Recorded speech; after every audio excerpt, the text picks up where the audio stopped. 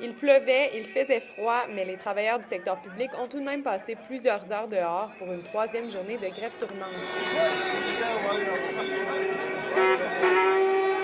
Certains qualifient la mobilisation d'historique en Gaspésie, une situation qui s'explique probablement par le fait qu'un travailleur sur 4 travaille dans la fonction publique. C'est toute l'économie de la région qui va se ressentir de ça. Les demandes qu'on a pour avoir des ajustements salariales qui reflètent la réalité au niveau de l'inflation, c'est ce qui permet aussi à l'économie d'être vivante. Aux yeux des représentants syndicaux, les revendications vont bien au-delà de la question salariale.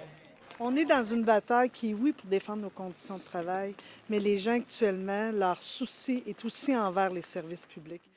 Les employés ne pourront continuer ainsi, selon la présidente, qui demande à Québec de reconnaître le dévouement de ses travailleurs.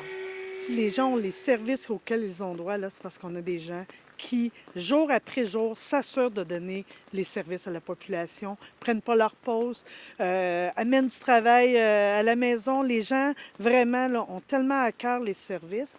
Et là, on arrive en négociation. Ça serait la moindre des choses de reconnaître ces efforts-là.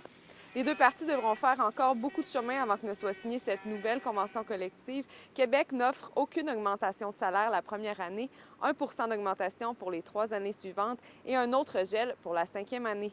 Les travailleurs, eux, demandent 4,5 % d'augmentation par année. Tranquillement, pas vite, on s'approche du statu quo, c'est-à-dire de la convention collective actuelle. Mais en ce qui concerne les demandes, il n'y a rien qui a été mis sur la table de la part du gouvernement. Le Front commun a encore une banque de 3 jours de grève tournante qu'il compte bien utiliser si Québec ne rejoint pas leurs conditions. Léa Beauchesne, Gaspé.